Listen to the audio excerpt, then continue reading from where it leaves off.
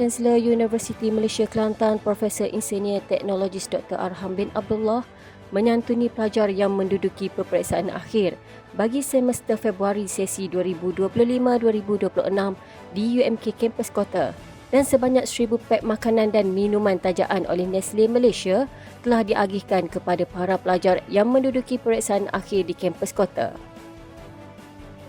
Program anjuran bahagian kesejahteraan mahasiswa Pejabat Timbalan Naib Chancellor Hal Ehwal Pelajar dan Alumni itu merupakan inisiatif berterusan sejak tahun 2023 bagi meringankan beban kewangan mahasiswa, terutamanya sepanjang musim peperiksaan yang bermula 28 Jun lalu.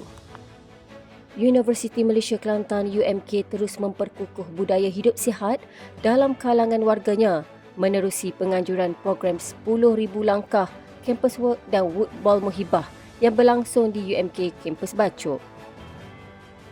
Program yang diadakan pada sebelah petang itu berjaya menghimpunkan warga universiti dalam pelbagai aktiviti riadah yang bukan sahaja menggalakkan amalan gaya hidup aktif, malah menjadi media mengeratkan hubungan silaturahim dalam suasana kampus yang kondusif.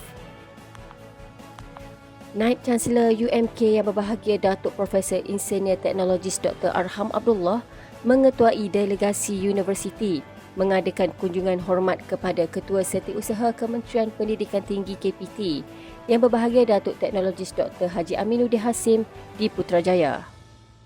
Kunjungan tersebut telah menjadi platform strategik bagi memperkukuh hubungan kerjasama antara UMK dan KPT di samping membincangkan hala tuju serta agenda pembangunan universiti dalam mendepani lanskap pendidikan tinggi yang semakin dinamik.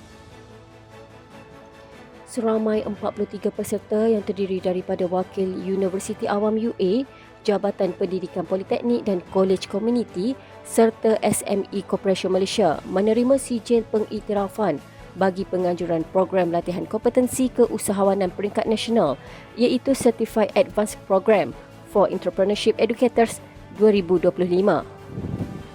Program ini merupakan program pensijilan keusahawanan peringkat lanjutan yang melibatkan tenaga pengajar institusi pendidikan tinggi IPT di Malaysia, merupakan anjuran Kementerian Pendidikan Tinggi KPT dengan kerjasama Universiti Malaysia Kelantan.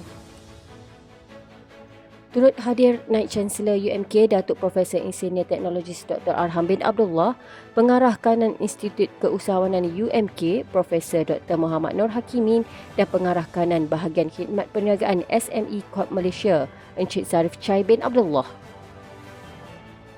Program Pemerkasaan Usahawan Asnaf Maybank Islamic Berhad X UMK berjaya mengubah nasib pelajar UMK untuk memperoleh pendapatan sendiri sekaligus membimbing mereka menjadi usahawan sejak di bangku universiti. Seramai 20 pelajar daripada golongan asnaf dan B40 telah dipilih untuk menyertai program bekerja sambil belajar.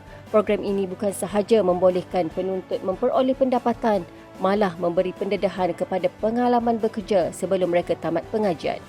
Kerjasama strategi antara UMK dengan Maybank Islamic Berhad itu telah menubuhkan kafe nusuk kopi yang dibangunkan menerusi sumbangan zakat. Maybank Islamic Berhad berjumlah RM277,000.